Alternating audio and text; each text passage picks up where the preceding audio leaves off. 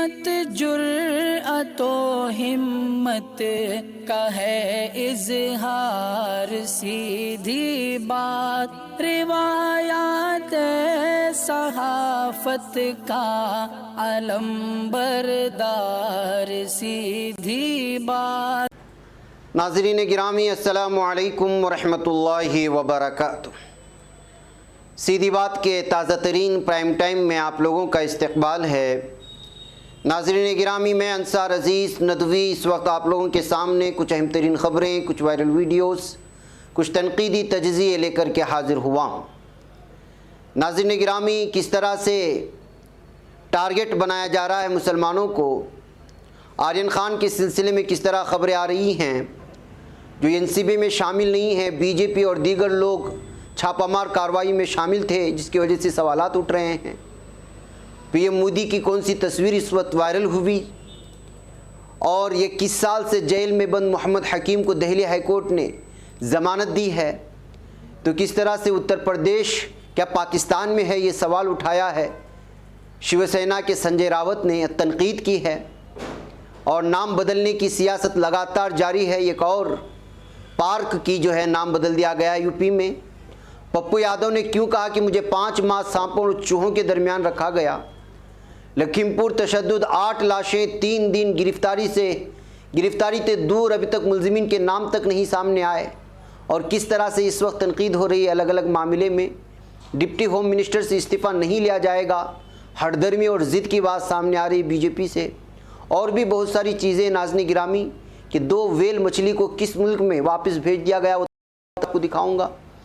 और कपिल सिब्बल ने supreme court को लेकर के क्या बात कही है, जो इस वक्त हालात बने हुए हैं यूपी में, सारी चीज़ें रखूं। उससे पहले आप लोगों से दरख्वास्त है कि जिन अहबाब ने हमारे चैनल को सब्सक्राइब नहीं किया है, वो सब्सक्राइब कर लें। हमारी इन वीडियोज़ को दूसरों तक पहुँचाने में हमारी मदद करें, लिंक को शेयर करें। इदारे की निगरानी आप लोगों की मजबूती है। आइए सबसे पहले उस खबर को आप लोगों के सामने लाऊं, जिस खबर को जो है गिरफ्तार करते वक्त तो मीडिया दिखाता है, लेकिन रिहाई और ज़मानत के वक्त में जब उनको बेकसूर कहा जाता है तो नहीं दिखाता।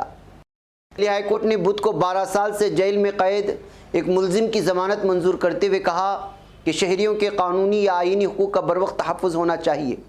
अपने हुक्म में जस्टिस सिद्धार्थ मर्दल और जस्टिस जयराम भामबानी की बेंच ने सुप्रीम कोर्ट की इन मुशाहदात का हवाला दिया, जिनमें शहरियों के कानूनी या आईनी हुकूक के तहफ़्फ़ुज़ पर जोर दिया गया था। सुप्रीम कोर्ट ने कहा था कि लोगों के कानून आईनी हुकूक को अदालतों की तरफ से उसी तरह तहफ़्फ़ुज़ दिया जाना चाहिए जिस तरह डॉक्टर मरीज़ की ज़िंदगी के लिए बरवक्त ज़रूरी इक़दाम करता है। 2008 के दिल्ली सीरियल बम धमाकों के लिए मशरूत ज़मानत पर 12 साल जेल में रहने वाले मोहम्मद हकीम की रिहाई किया। हाई कोर्ट ने हकीम पर कई शर्तें आयद की हैं, बशमूल अदालत की पेश की इजाज़त के बगैर मुल्क से बाहर ना जाना है। दिल्ली पुलिस ने 13 सितंबर 2008 को हकीम के खिलाफ ताज़ीरात-ए-हिंद, धमाका खेज़ मवाद एक्ट और गैरकानूनी सरगर्मियाँ की मुख्तलिफ दफ़ात के तहत एफ़आईआर दर्ज की थी। वो 4 फरवरी 2009 से अदालती पुलिस हिरासत में हैं। बेंच ने दोनों फ़रीक़ैन के दलाइल मुलजिम की 12 साल की अदालती और पुलिस तहवील में गुजारे गए वक्त के पेश नज़र ज़मानत इस वक्त मंजूर कर ली है। नाज़रीन गिरामी, में आपको मालूम होना चाहिए कि 2008 की दिवाली के मौके पर दारुल हुकूमत के मुख्तलिफ मकामात पर एक के बाद दिकरे 4 धमाके हुए थे, जिनमें 19 अफराद हलाक और 100 के करीब अफराद ज़ख्मी हो चुके थे, जिसके बाद जो है बहुत सारी गिरफ्तारियाँ हुई थी, उसमें से एक नाम हकीम का भी था। नाज़रीन गिरामी, आइए अब मैं आपको एक तस्वीर दिखाना चाहता हूँ, जिस तस्वीर को लेकर के अलग अलग तरह के तबसरे आ रहे हैं, और क्या एक भारतीय पीएम का ये हाल होना चाहिए। गुज़िश्ता 75 साल की तारीख़ में हिंदुस्तान में इस तरह का पीएम नहीं देखा गया है, जो एक इन्वेस्टर, स्टॉक मार्केट के इन्वेस्टर के हाथ बांधे खड़ा हो। ये कह इस तस्वीर को अलग अलग तबसरे के साथ जो है पेश करने की कोशिश है। वाकई में नाज़रीन गिरामी, ये 2 तस्वीर आप देखें, इससे अंदाज़ा होगा कि एक तरफ मोदी यहाँ के बड़े बड़े अफसरान को किस तरह से जो है ऊपर बैठ कर के उनके सामने अदब से खड़े, सरकारी अफसरान और दीगर शोबों से वाबस्ता, और नीचे यहाँ देखिए कि पीएम मोदी एक स्टॉक मार्केट के इन्वेस्टर के सामने हाथ बांधे खड़े हैं। ये 2 तस्वीर को देख कर के मुख्तलिफ तबसरे हुए हैं, जिसमें जाहिर सी बात है कि जो है एक भारतीय पीएम को इस तरह से बिज़नेस करने वालों के सामने हाथ बांधे खड़े देख कर के बताया जा रहा है कि भारत का जो है इस वक्त नक्शा जो बदला हुआ है, इससे आप अंदाज़ा लगा सकते हैं कि इस वक्त हुक्मरानी किसकी है और किस तरह कारपोरेट सेक्टर के मामूली से कुछ लोग जो है पूरे भारत पर हुक्मरानी कर रहे हैं, जिसके सामने एक पीएम भी हाथ बांधे खड़ा होता है, ये कहकर कि जो इस तस्वीर को शेयर करने की कोशिश कर रहे हैं। और बाज़ लोगों ने लिखा कि वाकई ये तस्वीर पूरे भारतीय बाशिंदों को जो है वो शर्मिंदा कर देती है, कहते हुए इस तस्वीर को पेश करने की कोशिश हुई है। और भी बहुत सारे चुभने वाले तबसरे हैं नाज़रीन गिरामी, लेकिन आप जानते हैं कि ज़्यादा तनकीद होगी तो फिर मामला बढ़ेगा। बहरकैफ आइए आर्यन के सिलसिले में इस वक्त एक बहुत ही अलग अलग तरह की ख़बरें निकल करके सामने आ रही हैं और तस्वीर के ज़रिए से आपको पता चल जाएगा। उसकी वजह यह है कि आर्यन ख़ान को असल में गिरफ़्तार करना एक जो है साजिश के तहत है, दरअसल शाहरुख खान को टारगेट बनाने के लिए और शाहरुख खान के ज़रिए से मुसलमानों को टारगेट बनाने के लिए, ये कहना है बाज़ लोगों का। बल्कि नवाब मलिक ने इसको साफ़ तौर पर भी कह भी दिया और उन्होंने ANI को दिए बयान में साफ़ तौर पर कहा कि जो है आर्यन ख़ान की गिरफ़्तारी एक साजिश का हिस्सा है, क्योंकि गुज़िश्ता 1 महीने से जो है बाकायदा जो क्राइम रिपोर्टर्स होते हैं उनके हलक़े में ये बात फैलाई जा रही थी कि अगला उनका टारगेट शाहरुख खान होगा।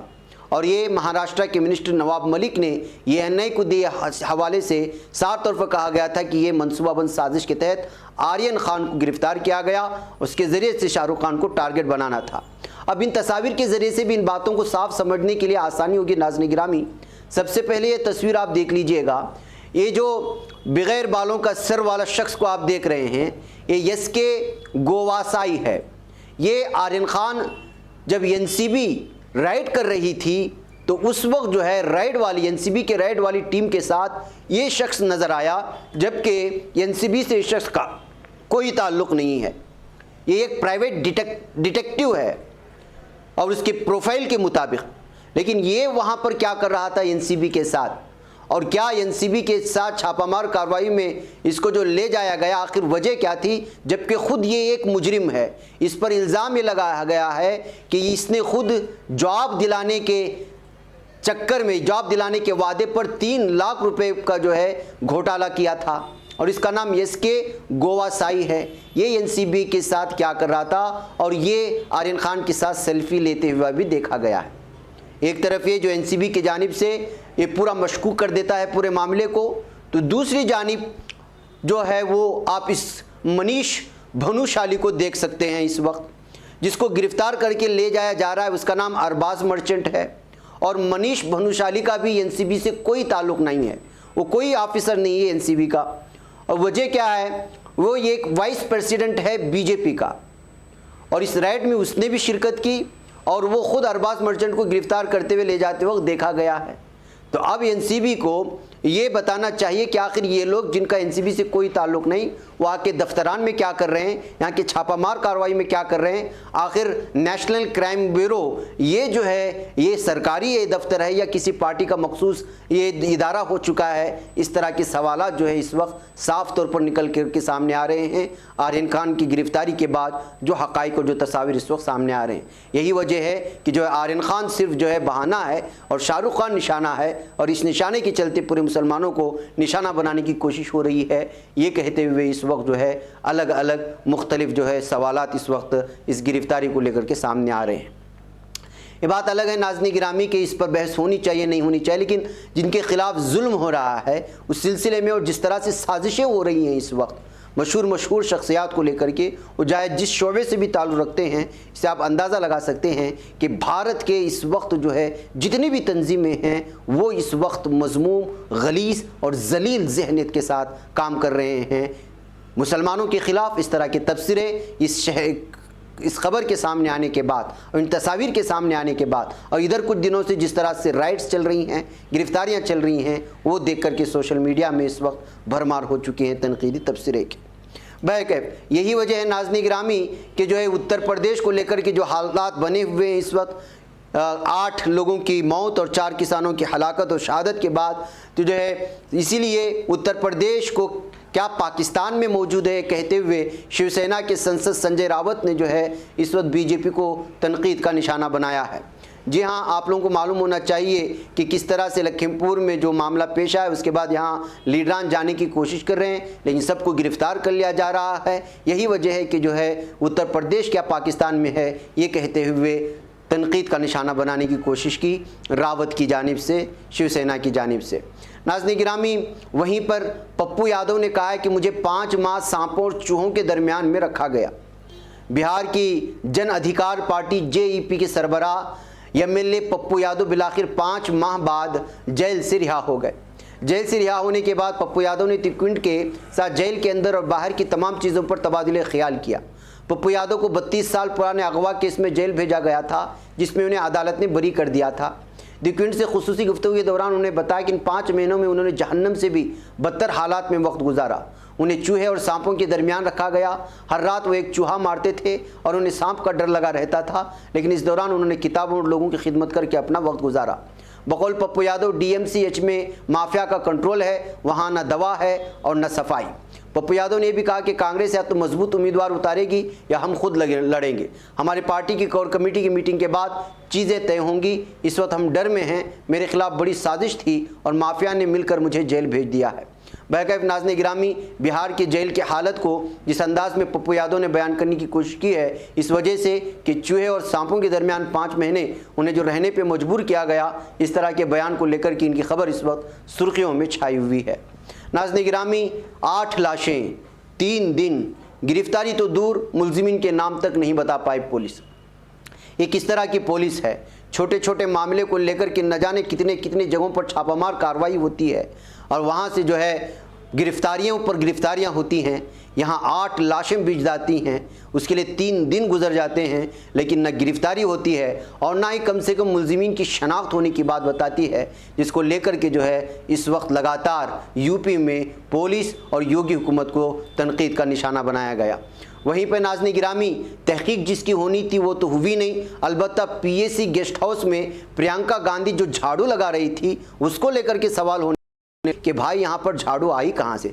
दरअसल जहाँ पे किसान मर गए वहाँ पर जो गाड़ी गई और जो रोंदा है वो गाड़ी आई कहाँ से, वो गाड़ी किसकी थी, कौन चला रहा था, उसमें सवार कौन था, BJP का कौन से जो है वजीर का बेटा, उस पर प्रियंका गांधी के हाथ में झाड़ू है और ये कहाँ से छानबीन करेगी यूपी हुकूमत। तो आप अंदाज़ा लगा सकते हैं कि इख्तिदार और हुक्मरानी और क़ियादत की सोच किस हद तक नीचे गिर चुकी है। इस पर लंबा तबसरा नहीं करूंगा। दरअसल प्रियंका गांधी को जब यहाँ पर हिरासत में रखा गया, नज़रबंद किया गया, तो यहाँ की PAC में, तो उस वक्त जो है वो जिस कमरे में रखा गया तो वहाँ पे झाड़ू लगाती हुई और कचरा साफ करती हुई नज़र आई थी। वीडियो बहुत ज़्यादा वायरल भी हुई थी। अब इस झाड़ू को लेकर के यूपी हुकूमत तहकीक करेगी, तो आप अंदाज़ा लगाएं।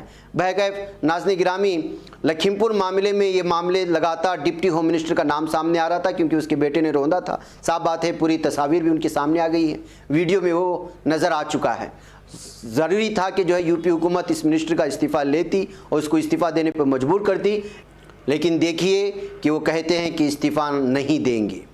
लखीमपुर खेरी में हुए तशद्दुद को लेकर BJP रुकने पार्लियामेंट और मरकज़ी वज़ीर ममलिकत बराए दाखिला अजय मिश्रा का नाम काफ़ी बहस में है। इनके बेटे को इस केस में नामजद मुलजिम बनाया गया है। अपोजिशन पार्टियां उनकी इस्तीफ़े की मांग कर रही हैं, लेकिन अब जो सामने आई है उसमें बताया गया कि वो इस्तीफ़ा नहीं देंगे। यानी कि बेशर्मी की हद हो गई, इंसानियत ख़त्म हो चुकी है। ज़राए का मानना है कि वज़ीर ममलिकत बराए दाखिला अजय मिश्रा टेनी की तरफ से कोई इस्तीफ़ा नहीं दिया जाएगा। आज सुबह उन्होंने वज़ीर दाखिला अमित शाह से मुलाकात की और पूरे मामले से आगाह किया। हालांकि अमित शाह ने उन्हें बुलाया नहीं था। वहीं वज़ीर ममलिकत बराए दाखिला ने इंडिया टुडे को बताया कि जांच मुनसिफाना अंदाज में की जा रही है। कई एजेंसियां बगैर किसी दबाव के काम कर रही हैं। अपोजिशन साजिश के तहत इस्तीफ़े की मांग कर रही है। बताइए, इसका बेटा इसमें कसूरवार हो, जिस पर इल्ज़ाम लगे हों, उसका वज़ीर मरकज़ी वज़ीर ममलिकत बराए दाखिला हो, तो क्या यहाँ पर छानबीन में हो सकेगा? ये सारी चीज़ें ढकोसले हैं और लोगों को बेवकूफ़ बनाने की कोशिश की जा रही है। बहरकैफ नाज़रीन गिरामी, साबिक़ IAS अफसर ने भी इस सिलसिले को लेकर के जो है एक तबसरा किया है। योगी हुकूमत में इंसाफ की नई तारीफ़ ये है कि मौत के बदले मुआवजा, और वो भी सिर्फ ज़बानी। जी हाँ नाज़रीन गिरामी, योगी हुकूमत लखीमपुर खीरी में किसानों की मौत और गोरखपुर में एक ताजिर के कत्ल पर अपोजिशन के हमले की पूरी तरह जद में तो आई गई है, लेकिन इसको लेकर के अलग अलग तबसरे भी इस वक्त हो रहे हैं। यूपी हुकूमत पर तनकीद करते हुए साबिक़ IAS सूर्या प्रताप सिंह ने लिखा, योगी हुकूमत में इंसाफ की नई तारीफ़ ये है कि मौत के बदले मुआवजा, ये सहूलत सिर्फ हिंदुओं के लिए है। सूर्या प्रताप सिंह यही नहीं रुके, उन्होंने अपने ट्वीट में मजीद लिखा, मुआवजा भी महज ज़बानी, ज़्यादातर वो भी कुछ हाईलाइटेड मामलों में ही। साबिक़ IAS अफसर सूर्या प्रताप सिंह के इस ट्वीट को लेकर सोशल मीडिया यूज़र्स भी खूब तबसरे कर रहे हैं। एक यूज़र ने ट्वीट पर चिटकी लेते हुए लिखा, मुआवजा भी मुँह ज़बानी, बाद में टाइम टाइम फिश। प्रभात पांडे नाम के एक यूज़र ने लिखा, बीजेपी के वजीर पागल हो चुके हैं, क्या क्या बयान दे रहे हैं, इनको कुछ समझ में नहीं आ रहा है। अनंत कुमार नाम के यूज़र ने साबिक़ IAS अफसर सूर्या प्रताप सिंह के ट्वीट का जवाब देते हुए लिखा है, पहले गोली मारेंगे फिर कुछ पैसा देकर तुम्हें खरीद लेंगे, क्योंकि जान तो रुपये में बिकने लगी है। जमील नाम के यूज़र ने लिखा, हिंदुओं को भी मुआवजा सिर्फ इसलिए कि उनसे वोट लेना है, वरना इंसानों की लाशों पर चढ़कर इख्तिदार पर बैठने वालों को इंसानों के मरने से कोई फ़र्क नहीं पड़ता। नाज़रीन आपको बता दें कि साबिक़ IAS सूर्या प्रताप सिंह के अलावा फिल्म साहब विनोद कपाड़ी ने भी कानपुर के मनीष गुप्ता के कत्ल पर CM योगी आदित्यनाथ को निशाना बनाया था। बहरकैफ नाज़रीन गिरामी, जाहिर सी बात है कि जो है सोशल मीडिया में इस तरह के तबसरे आते हैं और ये वहीं रह जाते हैं। इस वजह से जो इसको मैंने आप लोगों के सामने किस किस तरह के तबसरे होते हैं सामने रखने की कोशिश की, उन्हीं के हवाले से। इसी तरह कपिल सिब्बल ने भी आज ये बात कह दी और सुप्रीम कोर्ट को डायरेक्ट उन्होंने जो है अपने बयान में शामिल किया। लोग कुचल कर मार दिए जाते हैं, सुप्रीम कोर्ट अज खुद नोटिस भी नहीं लेता, यानी सुप्रीम कोर्ट को भी कसूरवार ठहराने की कोशिशें हुई इस मामले में। जी हाँ, उन्होंने लिखा कि वक्त था जब सुप्रीम कोर्ट यूट्यूब और सोशल मीडिया के न होने पर भी प्रिंट मीडिया में शाये खबरों की बुनियाद पर ही सुप्रीम कोर्ट अज खुद नोटिस लेता था। सुप्रीम कोर्ट ने बेज़बानों की भी आवाज़ सुनी। वहीं आज जब हमारे शहरी कुचले जा रहे हैं और उन्हें मारा जा रहा है, सुप्रीम कोर्ट से दरख्वास्त है कि उसे नोटिस में ले। तो नाज़रीन गिरामी, अज खुद नोटिस जहाँ लेना है वहाँ पर सुप्रीम कोर्ट को दरख्वास्त भी की जाती है तो नहीं लिया जा रहा है। ये शिकायत है कपिल सिब्बल की। बहरकैफ नाज़रीन गिरामी, जाहिर सी बात है कि लखीम खेरी ही इस वक्त जो है पूरे मीडिया में सुर्खियाँ, उसी के तरह बहस, उसी पर डिबेट, उसी तरह के अलग अलग इल्ज़ामात दर इल्ज़ामात और बचाव और सफाई के काम चल रहे हैं, जिसको मैंने अलग अलग अंदाज में पेश करने की कोशिश की। आइए इस्तांबुल हवाई अड्डे के बारे में बात करते हैं, जो दुनिया का दूसरा बेहतरीन हवाई अड्डा करार दे दिया गया है। जी हाँ, इस्तांबुल हवाई अड्डे के ऑपरेटर IGA की जानिब से जारी करदा एलामिया के मुताबिक इस्तांबुल एयरपोर्ट को अपने मजबूत इंफ्रास्ट्रक्चर, आला टेक्नोलॉजी और आला सतह के सफरी तजुर्बे के लिए मुअज़्ज़ज़ इदारों की जानिब से मुख्तलिफ अवार्ड से नवाजा जा रहा है। दुनिया के मारूफ पब्लिशिंग ग्रुपों में से Conde Nast Traveller, Travel and Life magazine के जो आइशो आराम के सफ़र पर एक अथॉरिटी समझा जाता है, ने रीडर्स चॉइस सर्वे के नताइज का ऐलान किया है। नताइज के मुताबिक इस्तांबुल हवाई अड्डा दुनिया के बेहतरीन हवाई अड्डों की फहरिस्त में इस वक्त दूसरे नंबर पर आ चुका है। तो नाज़रीन गिरामी, इस तरह से दुनिया के दूसरे नंबर पर इतने बड़े एयरपोर्ट के नाम आने की वजह से इस वक्त तुर्की का ये हवाई अड्डा सुर्खियों में छाया हुआ है। नाज़रीन गिरामी, आइए अब बात करते हैं उस वेल मछली की, जिस वेल मछली को वापस पानी में भेजने के लिए यहाँ के लोगों को 2 दिन लगे। जी हाँ, ये जो तस्वीर इस वक्त आप लोगों के सामने दिखाई जा रही हैं, ये असल में अर्जेंटीना समंदर के किनारे से आ रही हैं, जहाँ पर 2 वेल मछली जो किनारे आ चुके थे उनको वापस जाने में दिक्कत हो रही थी। तो मुख्तलिफ जो है टेक्नोलॉजी का और मुख्तलिफ जो है आलों का इस्तेमाल करके यहाँ के लोगों ने 2 बड़ी बड़ी वेल मछलियों को वापस समंदर में भेजने पर जो है कामयाब हुए हैं। ये यहाँ के इंटरनेशनल ज़राए के हवाले से मिल रही ये तस्वीर है। बहरकैफ नाज़रीन गिरामी, मुझे यहाँ पर इजाज़त दें, इंशाल्लाह फिर आप लोगों से मुलाकात होगी। अस्सलामु अलैकुम रहमतुल्लाहि व बरकातुहू। बच पाता है कोई सहाफ़ी की निगाहों से, मिलाता है ये लोगों को मोहब्बत की पनाहों से।